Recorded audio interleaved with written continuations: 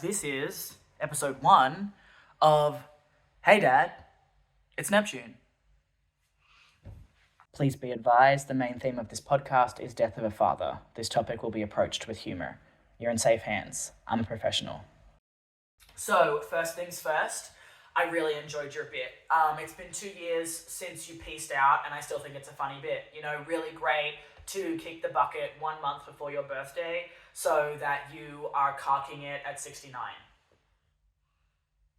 Just like, objectively funny bit. Like, no notes on that.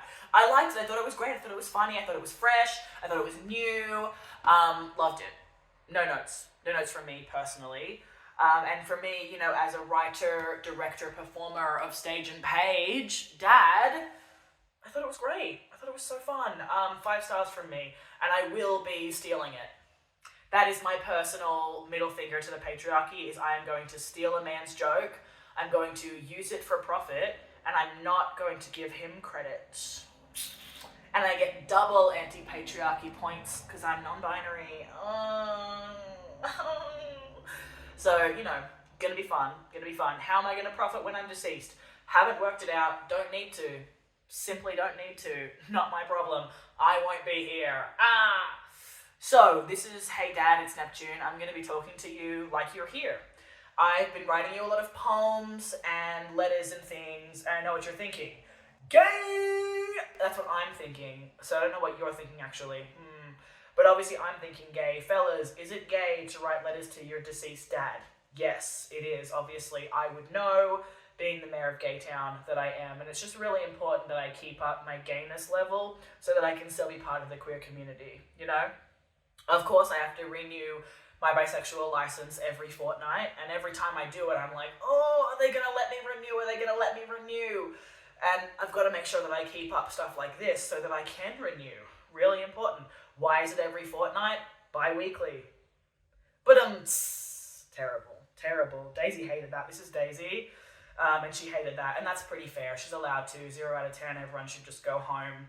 I think we should just all, knocking off time, we should all just go. No one here, Dad. Just talking to you like you're here. And I'm hoping that maybe this could be a bit of a resource for anyone who's dealing with grief and loss and maybe doesn't have anyone in their life with such a sparkling sense of humor such as myself. Why am I so laissez-faire about the passing of individuals? Thank you so much for asking. Partially your fault, Dad, so I guess you can take the W there. Can we get some W's in the chat for my dad being old? So when I was born, you were 39, as was my mother, and the thing about having parents who were 39 upon one's birth is that, generally speaking, other people in the family, like, for example, grandparents, for example, godparents, for example, cousins and other family members, will drop off at a pretty early age, relatively speaking, you know? So I did experience quite a few deaths before the age of 20. Love going to a fune, fun time. Have been to way more funes than weddings. Didn't go to your fune though, Dad. Wah wah. I know, very sad. Didn't know about it. So this is what happened, right? You kicked the bucket July of 2022. I get an email December of 2022. I'm on the toilet, right? It's Friday night. I'm partying hard, sitting on the toilet checking my emails. Relatable, yeah? And what pops up in my inbox, but an email from a few hours earlier from the New South Wales trustee talking about the estate of you. Huh? And I then enter shock. I didn't realize it was shock at the time because... Shaka Khan. Why does shock at the time sound like Shaka Khan? Is that just me being autistic? But that's the thing. Because I'm autistic, I didn't realize it was shock. There is a real disconnect between the things that I'm experiencing and me understanding what they are. And that can be a delay of a couple of months of processing time. It can also just be a general disconnection with my body. I don't know if I'm hungry. I don't know if I need to piss. I don't know if I'm tired. Things like this. It's all a mystery. What's going on? I don't know. And it's partially me being autistic and partially all of the trauma, which we'll get to, of course. But this is the thing. I'm on the toilet. I'm entering shock. It is about 8 p.m. on a Friday night, but it's summertime, December, of course, so it's still broad daylight. I don't like that. I don't like that, Dad. You gotta do something about that. You gotta talk to someone about that, okay? Because that's enough. That's enough. You know, it's winter now, at least. Lovely. Love that, okay? It gets dark at like 5:30. Brilliant! It's the night time. I love that, okay? Time to have dinner and go to bed. However, in the summertime, the sun doesn't set until like 9 p.m. Maybe 8:30, depending on where I am. I don't like that. I don't like that. I don't want to eat dinner and it's broad daylight. I don't like it. I don't like it. And everything has to shift. I end up sleeping most of the day. It's not for me, Dad. We got to do something about it. You got to talk to someone. You got to make something happen, yeah? You got to fix it. I'm talking to you like you would ever fix anything when you were alive. Hilarious. Hilarious. I don't know why I'm expecting more of you now that you are deceased. Fun. But I'm on the toilet, in shock, checking my emails. I'm like, oh, okay, my dad's deceased. Yikes.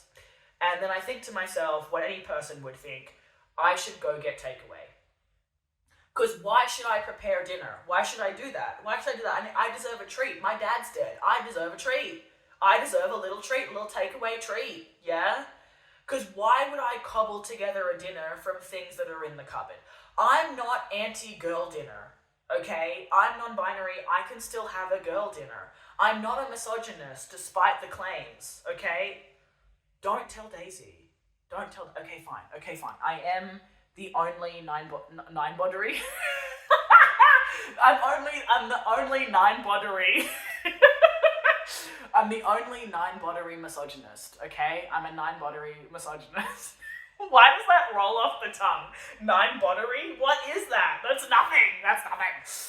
But yes, I am coming out as a non-binary misogynist. It is a trailblazing field. I know, I'm probably the only one. Thank you so much to all my fans. There's no one here. Thank you so much to all my fans for supporting me in this journey. I will start a right-wing grift very soon. I will. And I'm gonna make a lot of money off a lot of really sad, pathetic men. Tasty. Love it. So I'm in shock and I decide, hey, no girl dinner for me, okay? Not just because of my misogyny, but because I deserve a treat. My dad's dead. So I put on the only song that I think of, which of course is My Body is Made of Crushed Little Stars by Mitski. I wasn't doing great as a bass line, Dad. I wasn't in a great headspace, just like to start. Now, that probably is because my top surgery was pushed back 2 months. Right? And I was trying truly to stay away from the noose and train tracks. And it was difficult. So I decided, hey, you know what I'm going to do? I'm going to write 3 novellas in 3 months. Did I do it? Stay tuned to find out. So I'm working on the first novella, which is basically businessman yaoi, as one does. And I'm listening to some Mitski songs, some like other fun, sad, sexy, longing songs. And so then when I realized that you have passed away, and so I decided to put on My Body is Made of Crushed Little Stars, because why on earth would I face my emotions when instead I could think about the fact that, you know what I should do, is I should try and make myself useful under capitalism by making some kind of product that I can sell to people. I'm gonna be productive. I'm gonna make something that's gonna be worth my time. Why would I stop and process my emotions when I could make something? So I'm listening to the Mitski song and I'm thinking about how actually I'm made of crushed little stars and how we're all just one with the universe and how you're not here anymore. And that's a weird feeling because in a way, I don't know you at all, do I?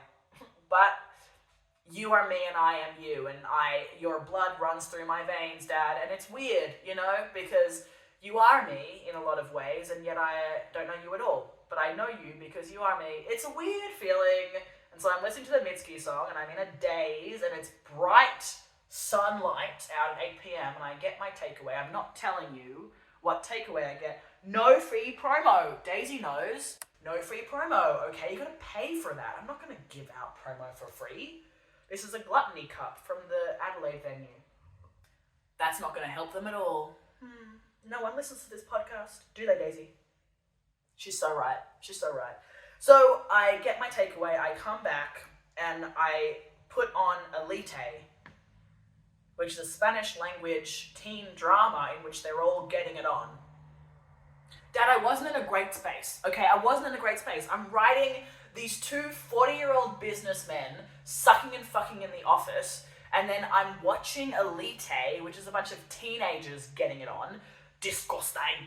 And then I'm listening to Mitski, right? Like, I'm not in a great headspace, Dad.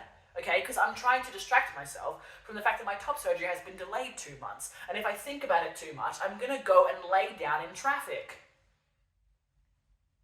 And I'm trying not to do that.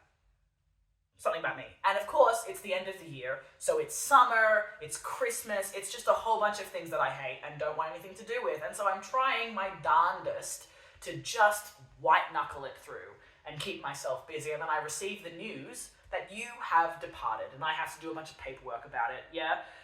And so before I left, I texted my friend Sebial, because they have been through something similar, and also they are my best friend and my heart, and they are my family, and they are my everything, and I just know they're gonna get it. They're just gonna get it in a way that I don't really know if anyone else would, and to be honest, there's no one else that I would think of to call. And the reason it took 6 months, of course, for me to find this out through the trustee is because I am estranged from the other family members due to trauma. And Lou is aware of that and gets that and respects that as well. So, they're the person that I text. And then I get a text from them after I finish my takeaway food and watching an episode of Elite, or maybe I didn't finish it, I don't know. Okay, I just wanted something to be on, and I wanted something with subtitles, so I had to pay attention. Because I couldn't. I just had no ability to focus because I kept thinking about how I didn't want to be around anymore because my top surgery was delayed. Relatable stuff. This is all very relatable stuff. Everyone's been here. This is something that everyone can relate to. This is a universal experience of receiving news of your dad's passing on a Friday afternoon, the week before Christmas, so you know that if you respond to the email, you're not going to get a response back for 4 to 6 to 8 weeks. So why would you bother? You know, and then you go and get some takeaway because I deserve a little treat, and then I bring the takeaway back and I'm eating it while I'm watching Spanish language teenage fuckfest Elite, and then I hear back from my friend Sebial.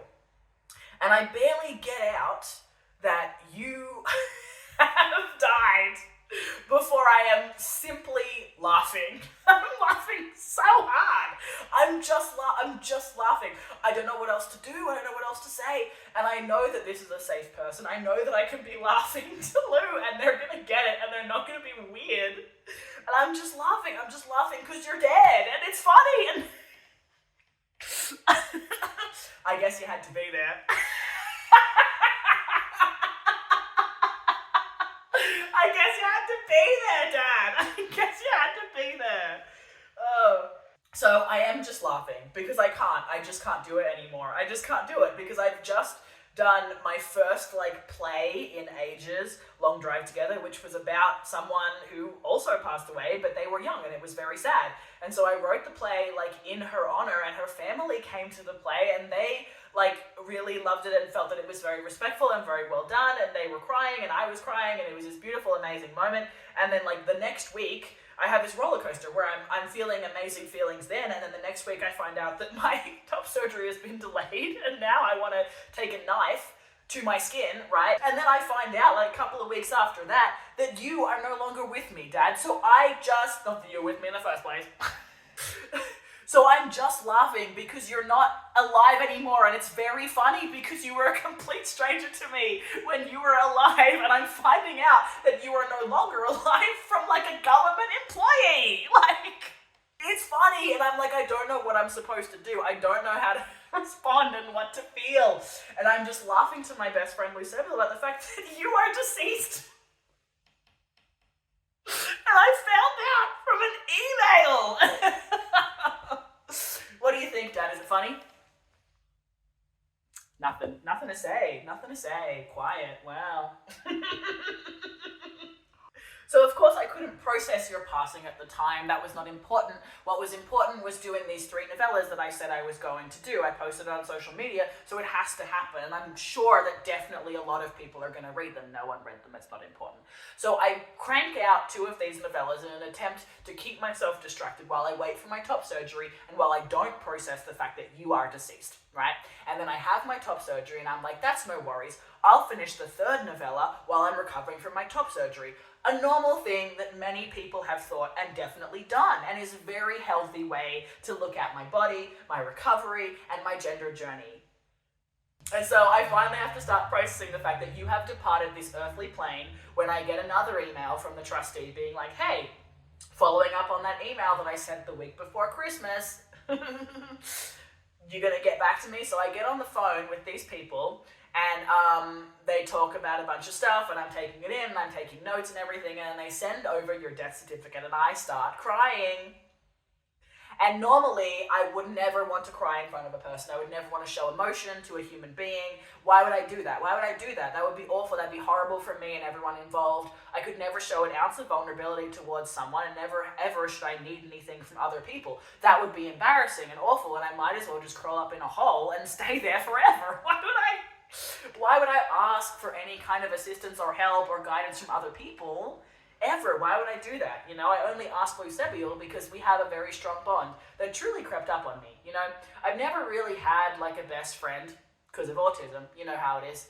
Well, you definitely do, don't you?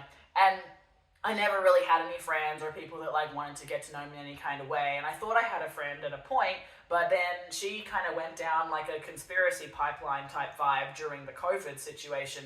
And I tried to reach out to her a couple of times, and it didn't really ever work out. So I just kind of don't talk to her anymore. And that's sad. So that was very sad. Yikes. But then I started spending more time with Sebial, and we've just like gradually become really, really close friends. And now like they are my everything in a lot of ways. They're just my best friend, and they're like my family, and I just love them so much. And I am so happy that I have them in my life, and it's like the best. It's really nice, you know, and I feel a closeness with them that means that I can show them one or two emotions, and that's it. You know, we don't want to be going overboard here. What do we want to do? Heal ourselves? Why would we do that? That's silly. No. That would be ridiculous. I just want to stay in the same cesspool from which I crawled out as an infant. That's where I want to stay. That's where I want to jive. That's where I want to be. So, you know, I was paddling around in that cesspool trying to process the fact that you were deceased. And so I'm not sleeping very well, and I'm writing a lot of poems and letters to you. Again, gay, of course. But, you know, we got to do what we got to do to stay part of the community. And I'm bawling my eyes out at the keyboard, just like fun stuff, having a great time, really enjoying my February, March, April, May type time. And then, oh, this is really fun, right? So I did a bunch of writing for you, right? And then I also did a bunch of work on this novella, the third novella of the three that I was supposed to finish back in February. No one read them, it's fine. So I'm trying to finish this third novella, and then you will never guess what happened in July. My hard drive stopped working. Isn't that great, Dad? Isn't that so good?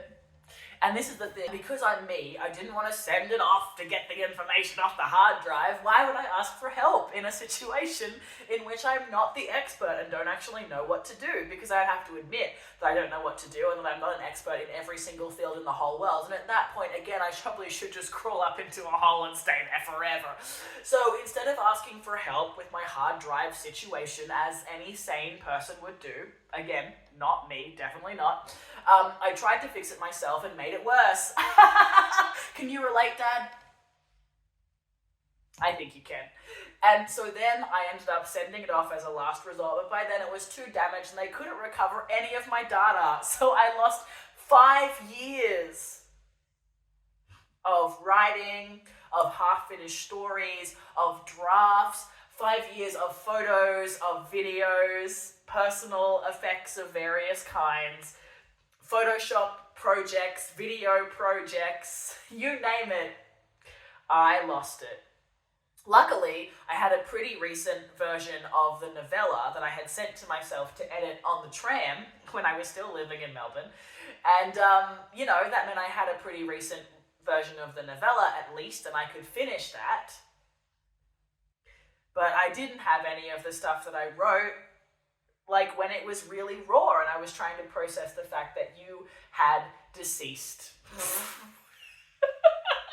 I'm so good at English that you had deceased. You had one deceased. You had done 1 times deceasing. Hadn't he? Yeah, he done and deceased. Yeah, Daisy gets it. She really understands. So yeah, I didn't have any of this like really raw, like in it, very like highly emotional, trying to process the loss of my father writing. It's just all gone.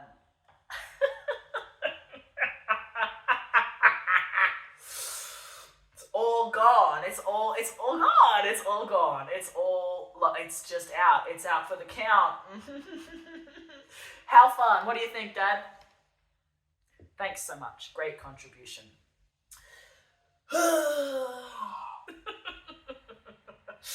Yeah, so what can I say? I was reeling from that at the time. I'm still reeling from it now, to be perfectly honest. So I tried to get back into it, tried to write you some more poems and letters and things. Again, gay, as we've established. And again, you know, crying and stuff and kind of losing my mind a little bit, definitely dissociating from time to time.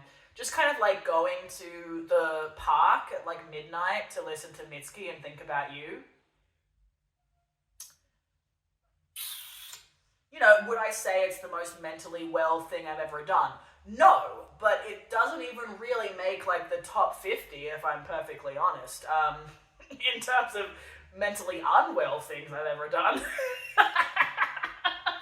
So there I was, you know, at the playground at like midnight listening to Mitski on the swings, thinking about how my dad is dead. This is all relatable stuff. We've all been here. This is very normal things. Very normal. Very, very normal. And that was, of course, around the 1 year mark. So that was great. And I should mention part of the reason why I was crying on the phone to the trustee when they called me and, you know, we were discussing your estate and everything is because I saw your death certificate. And that's when it really hit me that you were dead. So that was great. That was really fun for me. That's mostly why I started crying on the phone and why it like actually kind of hit me. But of course, you know, when I was at the playground on the swings at midnight, I wasn't crying. That would be weird. I was just kind of zoned out with the Mitski on. So that was fun. That was really fun and really normal. I like to be very normal. I like to do very normal things. And part of the reason that I'm doing the podcast is because I'm so normal and I'm so well adjusted and I have such a great way of regulating my emotions. But it's also because, you know, I keep getting hit with perfectionism paralysis. Is that what I'm thinking of? I don't know. That's what I want to call it.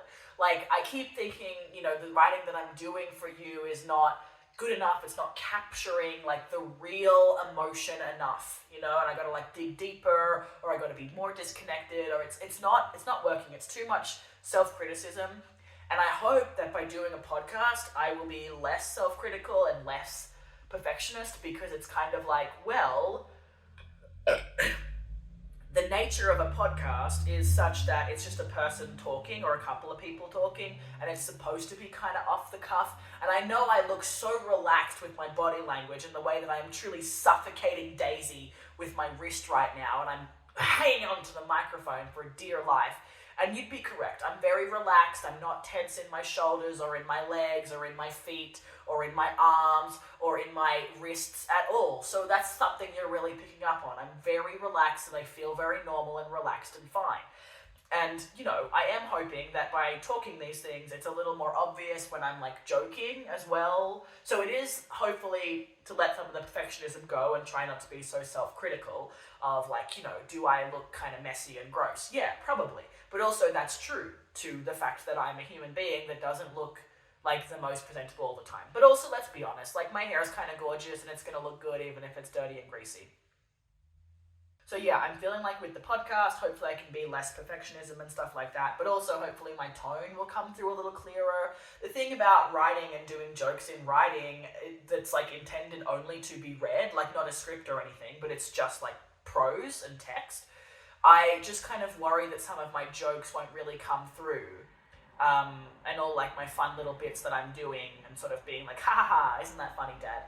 I don't know if that'll come through, you know, in the text. And I'm thinking if I say things out loud, generally there's more indicators of whether or not I'm joking. You know, tone, facial expression, body language, things like that, and things that I've definitely mastered as an autistic person that is super normal and knows how to talk to people, and knows how to like be funny, and knows how to be serious, and knows when is a good time to do those things and when is a good time to go from serious to not serious, and things like, just normal things that I definitely know and am really good at. Which brings me, of course, to the fact that you are autistic. Dad, my phone died because it is ableist, but you are autistic. Okay, I am diagnosing you posthumously as autistic. You're welcome. All right, I'm autistic and it's genetic, so it's got to be one of yous. All right, and I think it's you. And I'm here with a jury of my peers to present my arguments. Number one, you're an electrician. Well, you were. Because, you're dead. So you were an electrician. That is a very specific trade with a very specific set of skills. Yeah? You were very interested in it and you were very particular about it. Autism, right? Number two, you were like sleeping all the time and like avoiding other people. Yeah? When you were at home. Unmasking. Autism, right? Third point, addiction. Very common in undiagnosed autistics and late diagnosed autistics, because why? We don't understand why we're taking in all of this information and it's too overwhelming. And so we're like, if only my senses could be dampened somewhat and then I could just like chill. Yeah? So, alcohol, cigarettes, gambling at the dog track. Autism. Number 4, right? You didn't have any friends. Loner. And you were always weird around new people. Always. And I didn't notice it at first because I was a child. But if ever I brought around like a schoolmate or whatever, you would hide. You would hide. Autism. I'm diagnosing you right now. A jury of my peers has decided that you are autistic. You're welcome. You're welcome. I probably have more arguments, but I can't think of them all right now. But everything you were doing was always very autistic. You were like obsessed with being able to have a uniform. And if you didn't have a uniform, you would just wear the same thing all the time anyway. Autism. And you were very rigid and particular about things. And anything that you knew about, you knew a lot about, like fishing, rugby. Yeah, yeah. Well, some of that's just because you're South African, but some of it's autism as well. And people can be two things, yeah? Someone can be both autistic and South African. Gasps. Gasps from the gallery. Yeah, alright? Autistic. So I diagnose you as autistic, alright? And I do find myself wondering if we could have been friends. Although, if I'm honest, I think I'm a bit too unforgiving. I don't think I ever really could have forgiven you for, like, not really being a dad. And at the time, I didn't know, right? At the time, I didn't know because, like, the image that I saw of dads on the TV was, like, this distant, like, funny guy that's like, why do I have to babysit my own kids? And it's like, that's truly absurd. It's truly absurd. They're your children. It's not babysitting. It's taking care of your children. But I saw this image of like dads kind of going off and doing their own thing in like sitcoms and stuff like that, and like didn't really understand that the joke was that that was absurd, that like if you're going to be a dad you should participate in the household. And so then I saw you not participating in the household and I was like, oh, so you're a normal dad. Like, I didn't understand. But now that I'm older, I find myself being like, it was weird that you would come home and like kick us out of the lounge room and just like sit by yourself drinking beer. Like, that's like, I get it because like I understand that going and doing a full shift is really exhausting. And like when I get home, I wouldn't want to hang out with kids, but also I'm not the person who agreed to have kids. Gotcha. Like, what are you doing? What are you doing? If you make a commitment, you should probably see it through, or you should be a bit more forthcoming about, like, maybe this isn't for me. And it was kind of weird that it was only when my mother was like, hey, do you even want to do this? That, like, you two broke up and went and lived with her. Also, Dad, who do you think won the breakup between you and Mum? Who do you think won? Because I kind of think that maybe she won. Honestly, and I'm not a fan of hers. I'm not a fan of hers. I don't ride for her in any kind of way. I'm not really a fan of yours either, but like, not a fan of hers. But I do think she won the breakup, if I'm perfectly honest. You know what I mean? Because she instigated it. She kind of like ran the whole thing. She like divided the assets and stuff, and like she was kind of the grown up, and you were just kind of dragging your feet like a little child. And it's not cool. I feel like you should have stepped up and like been a bit more proactive, and you just weren't. You weren't, and so I think you lost the breakup. What do you think? Because when was that? That was like 2002 or something. I was 11. So it wasn't. No, it wouldn't have been 2001. I would have been 10. Wait. Wait. Dad, do you think that 9/11 was the catalyst that made Mum break up with you? Do you think that watching those planes go into the Twin Towers made that woman think, what am I doing with my life? Answer me! Maybe that's what happened. Maybe she saw that and she was like, Because I remember seeing that. I was at school and they like pulled us out of class and they were like, hey, watch this. And I was like, okay. Like, I'm 10. You know what I mean? Why do I care? Like, and it was on the TV, like every station, 24 hours. It just wouldn't stop. And I was like, I know what happened. Why do I need more coverage of this? Like, I'm 10. I want to watch The Simpsons. Like, what? I want to watch Daria. Why are you putting this on the screen? So, really, answer for the podcast. Do you think that my mother saw 9/11 and decided to break up with you?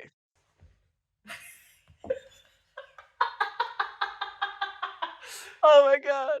Yeah, because it was 2002. I think. Trying to think. I was like 11. It was 2002. Yeah. So that's like the year after. Maybe she was like watching it and she was like, the world is ending. I gotta make some choices. I'm truly delirious. It's 2 a.m. It's a bad idea. Okay, so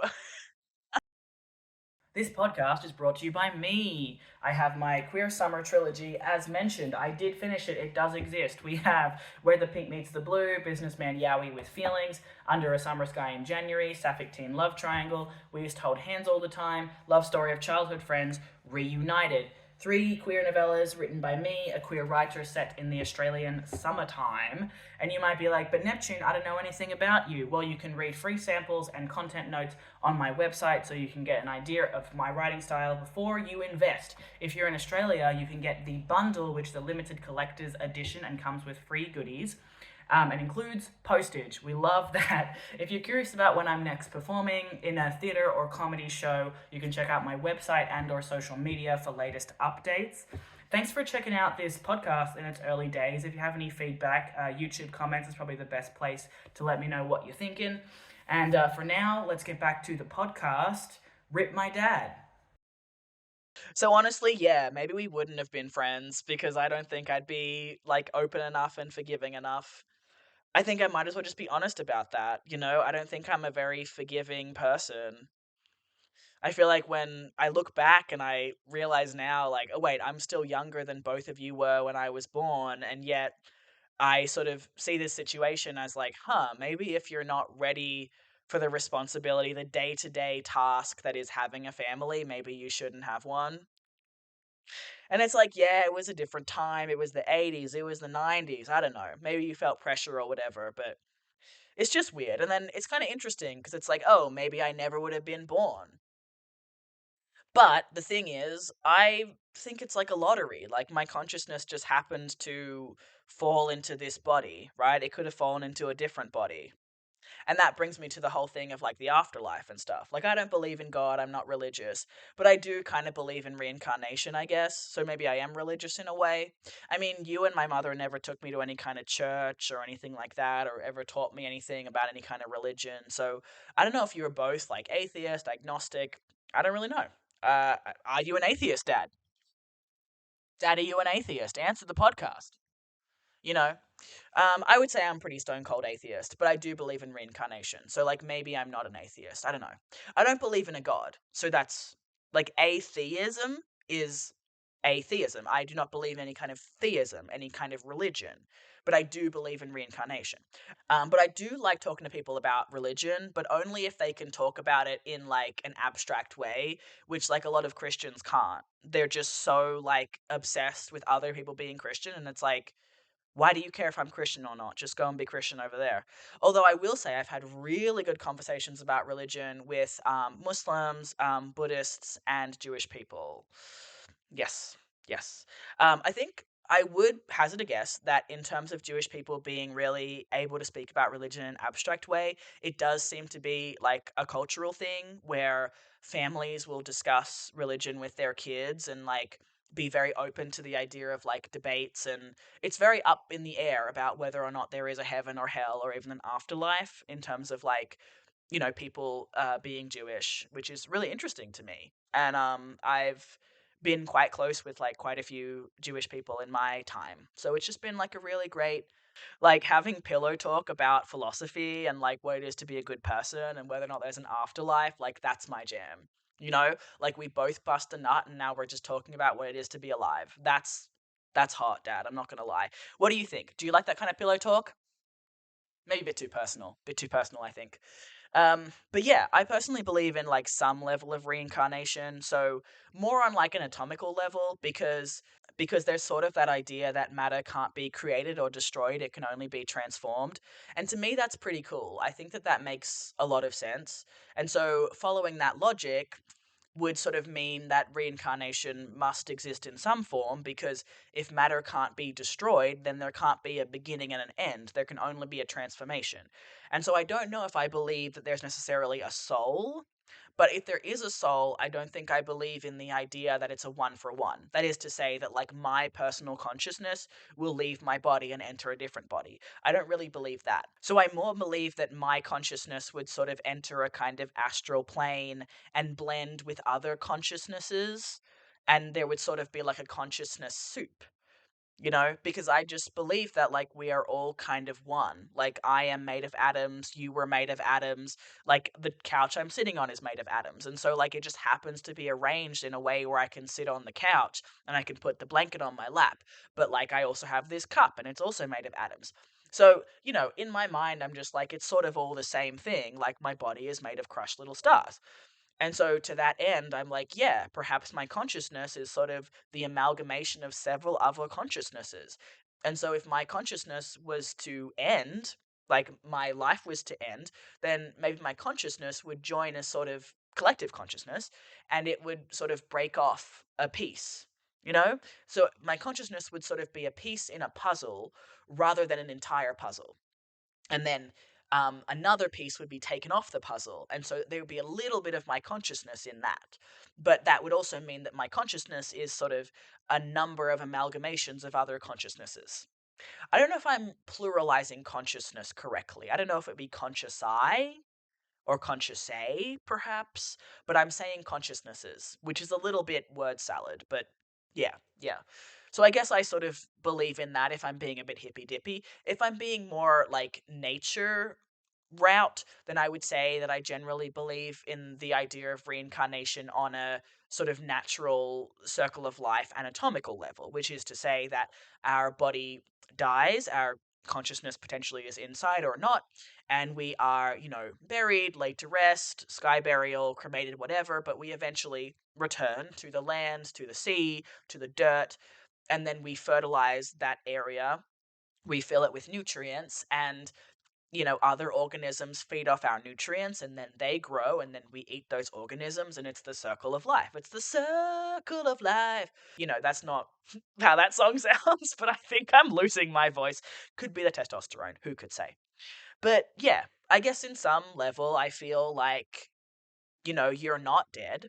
And I guess in some ways I feel like I carry you with me, as I feel that I carry all the people that I've known that have died with me. Which maybe that's why I feel quite heavy sometimes. Like I sort of have the weight of all of these souls. But in another way, it's like maybe my consciousness is just a collection of souls as well. So maybe I was already very heavy, you know? So I just think it's kind of a bit nebulous, and I don't think it really matters that much as long as it brings people comfort. And I'm all for that. I'm all for people being brought comfort through their beliefs and things like that. I think the thing I worry about with someone being too fixated on an afterlife, I guess I worry they potentially wouldn't truly love the life that they are given and the consciousness that they have right now. Like, I think it's an incredibly wonderful thing to be a human and to have a body and to exist in this world, you know? I am able to speak through language with my body and communicate with other people, and I'm able to connect with people. I'm able to have love for people and care and joy. I'm able to laugh and to soak in the feeling of the wind on my face or see flowers or look at the sky. And it's just like, I think that there's so much wonder in the world and it's almost a little bit overwhelming. And I think it's such a shame that there are a lot of people that sort of think like this life is a test, and so they don't enjoy life to the fullest of everything that it is possible to bring us, like all these joys that we are able to have. And like, yeah, I'm a big slut, so I guess I would say that, wouldn't I? Because I feel like Christians and stuff kind of like they don't they don't go and slut around because they're worried about getting into heaven or whatever. But then I feel like how can there be a heaven if it's full of a bunch of people that are like that like never enjoyed life, you know? I feel like if there is a heaven, then it makes more sense that it would be something that people reach through some kind of enlightenment, through some kind of like self reflection and through sharing and being open with other people rather than sort of thinking it's my way or the highway or thinking that they should deprive themselves of joy and love. And I do understand that like comparison is the thief of joy and that kind of thing and everything. Like I do believe in like a level of minimalism and Buddhism and reflection. Yes. But I also kind of think like there's nothing wrong with being a hedonist.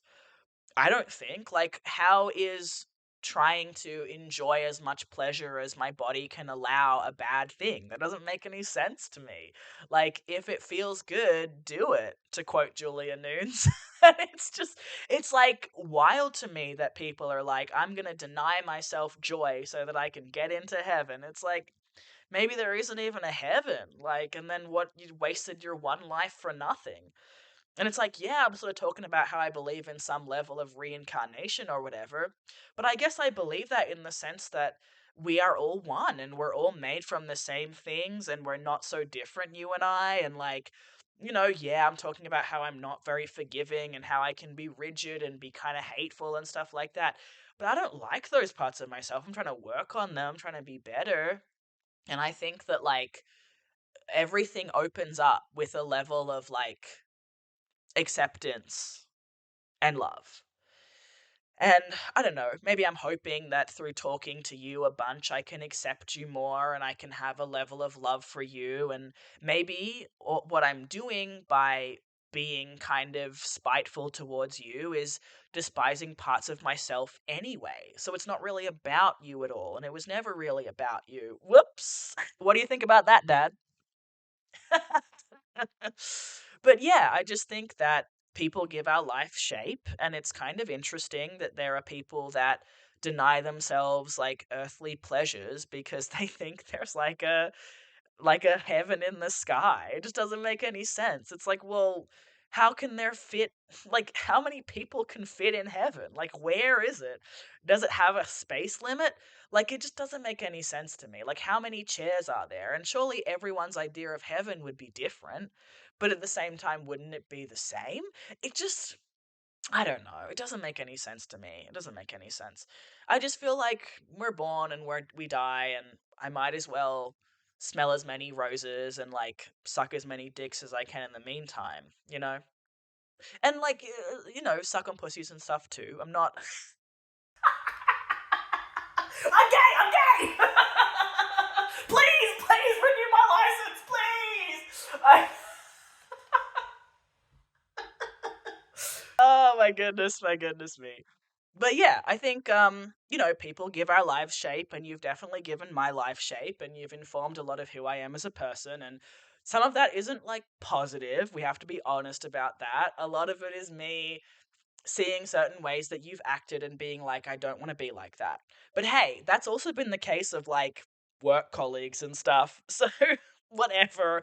At the end of the day, it's a luck of the draw, isn't it? Like, I just happen to be your kid, you happen to be my dad, in the same way that, like, I happen to have those coworkers or whatever. And it's like, some people are just not going to get on, and it's because of circumstance, it's because of maturity, it's because of where they are at that point in their life. And like, it doesn't have to be a big deal, but it also might be a big deal, and it might cause like a lot of lasting effects. But yes, people give our life shape, and you certainly have given my life shape.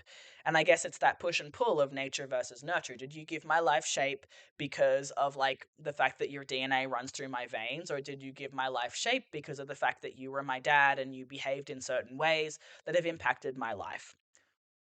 Whomst amongst us can take a guess? You want to take a guess, Dad? Go on, guess. Do it. Yeah. Although I will say I've had no shape this week, and it has made me a little bit nuts. I've been watching like so many clips. It sounds weird to say clips, but like videos of HasanAbi streams, because they're like an hour long, so it seems weird to say clips, right? And then I've also been watching him on other podcasts and on his own podcast, and I've just kind of gone down a whole rabbit hole. Autism. But yeah, my brain's gone, ooh, we like this, more of this, please. Which I feel like is fine up until a point. And it's good that I found something that I'm enjoying and I'm having a good time. That's good. You know, I'm not trying to deprive myself of joy. I'm not a Christian. But the thing is that I worry about how far down the rabbit hole I can go. Because there was a point a couple of years ago in 2020, I like had a full hypomanic episode. This is before I was on mood stabilizers, but I had a full hypomanic episode that was mostly triggered by a crush that I had on John Oliver, obviously, right? Because I was watching a bunch of videos and then I was slowly like developing a crush on him, very me, very my tea. And then I just like I just like lost it at some point, and I started writing real person fan fiction about him, which may or may not have been translated into my businessman Yowie, where the pink meets the blue. And you can't prove that, Dad. Show me the receipts. Uh, I posted about it, but the point is, I don't know about stuff like that, and I feel like it was kind of fine with John Oliver because I don't think our paths would ever really cross, right? And I'm not saying that I'm gonna definitely like bump into Hassan Piker. It's just like I don't like to get too obsessed with people that there's even the slightest chance that I might actually meet. Like, it freaks me out. I don't want to meet someone and know a bunch of shit about them. It just feels weird. Like, I don't think I should know too much about these people. And so I don't know. Maybe it's because like Hassan doesn't really talk about himself that much. He more just he's like commentating, you know.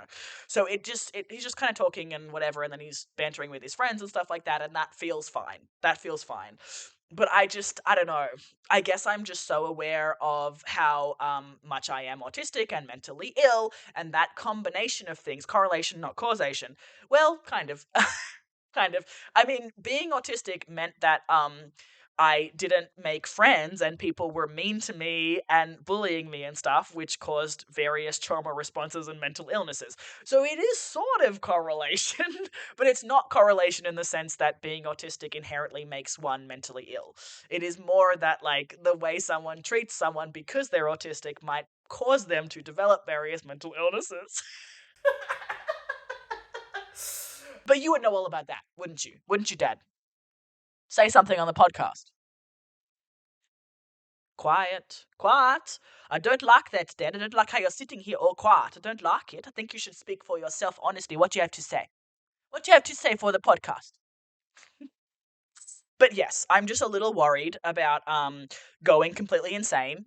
And you might think, oh, Neptune, what do you mean? Like when you were on the swing set listening to Mitski at midnight. No, that's not insane. That's a very normal thing to do, okay? I'm talking about really losing my mind and like not leaving the house for weeks at a time and like not talking to people, having no connection to any other human being except watching videos of them. That's bad. That's really bad. But luckily I have my good friend Lou Sebial, who I speak to almost every single day. And I go out and I go on my little walks and I get my groceries, I get takeaway. about once a week. Treat myself. Sometimes I take myself out to breakfast, which is really fun. I don't know if you ever tried that, but it's really fun. I actually really like it. It feels so little treat just for me. Little breakfast. Love it. Yeah. But yeah, I've been watching. Well, I've sort of had Hassan on in the background while I'm playing Sims 2, which I've been doing all week. And this is the thing: my week has had no shape, so I've simply just done those two things because they make me feel good. And this is, I don't want to add any fuel to the Christian fire, the Christian allegations. Okay? Oh my God, Neptune's a Christian, but it's not that I'm a Christian. It is simply that I am aware of the fact that I can get a little too far down the rabbit hole. And at some point, I need to leave the house and I need to reconnect with nature. I need to reconnect with other people because I just get a little nutty and I get like my brain just latches on to a person and it can be very unhealthy. So I'm trying to have some good boundaries.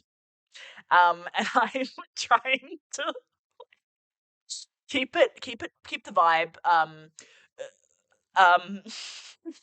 I'm trying not to be too, like, monolithic. I'm trying to be varied. Polylithic, if you will. Oh my God, I'm losing it. I'm losing it. Look, the point is that, yes, sometimes I do spend the entire week watching HasanAbi and playing Sims 2. Okay, I admit it on the podcast. I freely admit it. Dad, what do you have to say about it? Nothing. I thought so. That's something that I will do when my week has no shape because I am autistic and mentally ill. And that's just a fun thing that I'll do. I did go out and get groceries though. I did leave the house. I went out and get groceries. I did. Arrest me, okay? I do things that make my brain feel good and then I just keep doing them until I hate them. Which is normal. That's fine. It's fine. But look, I'm fine. I'm good. I am able to recognize when I start to lose it, and at the end of the day, I'm on my mood stabilizing medication. And I am fucking and stuff. I will say part of the reason why I went so nuts in 2020 is truly because I wasn't fucking. I know that some people don't like to have sex, and that's fine. That's fine. I personally start to lose my mind after about 6 months. And that's what happened. I just lost it. I really lost my mind a lot. But that's fine. You know, we all go down rabbit holes and write real person fan fiction about John Oliver and Stephen Colbert. And that's just something that we do with our lives. And you can relate, can't you, Dad? You can relate to that. That's a universal experience. So we're gonna wrap things up. And I haven't written Hassan Abi fan fiction. I'm not going to. Okay. I mean, if you want to commission me, I'll write it for you. You know what I mean? I like money. I like money because it allows me to buy food. It's fun. So I'll definitely do that for you, but I'm not personally writing that. Okay, I'm not. You're not going to see that on my AO3. Although I'm sure there is some. I'm sure there is some. I feel like it would be between Hassan and Will Neff. I'll look it up. I'll check back. I'll do some investigation. Now I'm curious. Now I have to know. And like I've been there too, so you know, not too much judgment. Maybe a little bit. Maybe a little bit of not really judgment, but a little bit of concern. Maybe a little bit of concern. Yeah. How are things at home? What's going on that you're writing Hassan Abi real person fan fiction? Now I'm curious. That's gonna be next week, okay? So come back for that, Dad. I'm sure you want to know. Actually, speaking of Hassan Hiker, real person fan fiction, Dad, are you homophobic? Actually, Don't know about this because a part of me, I feel like you have been kind of conservative about some things, but I also think that my mother was kind of obsessed with telling stories about who you were as a person, and I find myself wondering if that was really you. You know, so are you homophobic? Speak up. Are you homophobic? Are you? Because I mean, obviously, two queer kids, right? Let's look at the facts. So I do find myself wondering, like, how would you react to me being like, by the way, I'm non-binary? Do you know about it? Do you know what it means? Would I have to explain things? Would you get the whole, like, yeah, it's just like they, them, or it's? Do you get it? Like, are you following? Would you be weird? I do find myself wondering if I'm a man. I don't know. Are you homophobic, Dad? Answer! Yes, but I do wonder. I feel like my mother said that you were a bunch. And I don't know. I don't know if you were. I have actually weirdly found that sometimes, like, older cis het dudes can be kind of tolerant in an interesting way. Actually, have you ever had any gay experiences? Have you? I wonder. I wonder, because I know that you and my mother met at a reggae club, so I know that you, like, smoked weed and stuff. But, like, yeah, were you actually, like, a bit of a hippie? Or were you just, like, a bit of a straight guy that was like, well, drugs are cool and stuff? I mean, they're pretty cool, let's be honest. I think drugs are pretty great. um, yeah. See, these are the things that I actually would like to ask you about. I want to know if you had any gay experiences. I want to know if you're homophobic. I feel like both could be true. Maybe you're homophobic because you had bad gay experiences. Speak on it. I can't believe that me. I can't believe how I got here. I was like, oh yeah, I've been watching a lot of Hassan Piker, and then I was like, oh, I wonder if anyone's written real person fan fiction. And now I'm here wondering if you're fucking homophobic. What is happening? Okay, look, I gotta wrap this up. Okay, we can come back to some of these topics next week, but we gotta wrap it up. And I want to wrap this up with a happy memory. I think it would be a good place to end this episode and potentially future episodes if I can think of enough happy memories. Yikes. Kind of a self-report on you, Dad. But look, this is a nice memory, and I'd like to share it with you, with the podcast, with the folks at home. So the memory I would like to share today is one of us being on the O'Connell Road between Oberon and Bathurst, and we lived in Oberon and used to go to Bathurst quite a lot. And I remember us driving along this road, and it wasn't completely sealed. I think it was by the time we left Oberon, but I think there was a point where only part of it was sealed, so it was like a dirt road.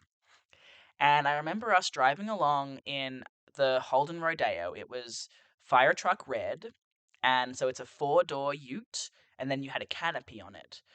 Um, I'm pretty sure my mother was driving, so you would be in the passenger seat, and then my sibling and me, so all four of us.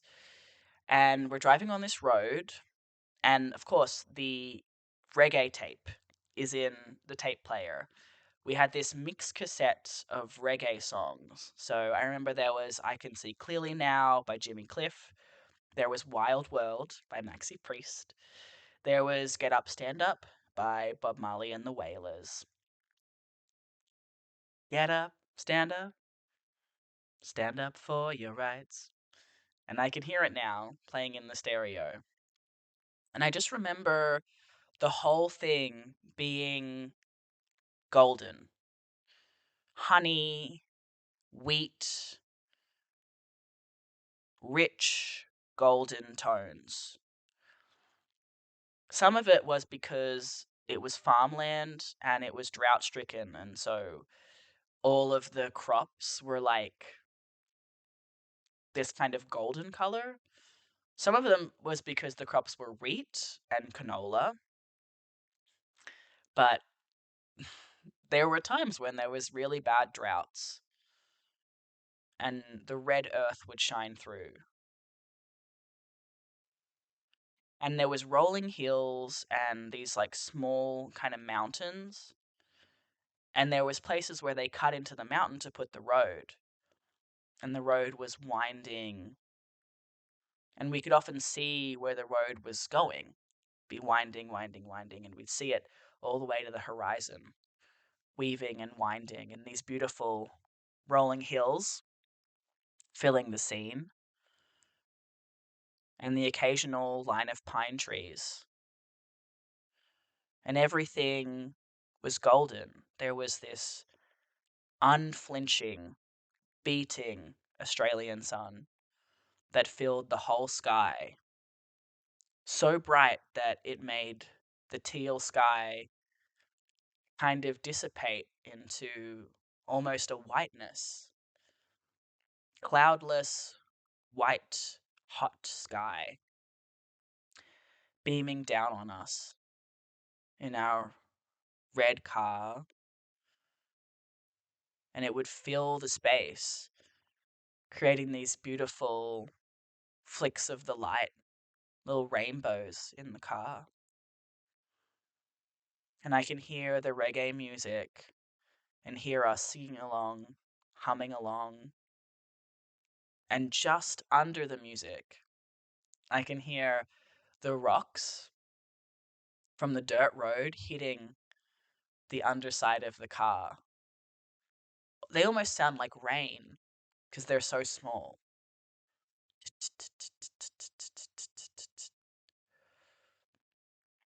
As this kind of staccato guitar and like walking bass and like rhythmic drums are kind of filling the car. And it kind of felt like we were a family. We were all kind of unified in this moment in the car, on the road, with the music and this like beautiful golden light. And everything was this like honey, warm, almost autumn colors as far as the eye can see. Even the road, because it was dirt. I don't know if that's real, but that's a memory that I have of you that I wanted to share. So I guess I'll talk to you next time. And I guess, bye, Dad. It's Neptune. Sure. Daisy says bye too.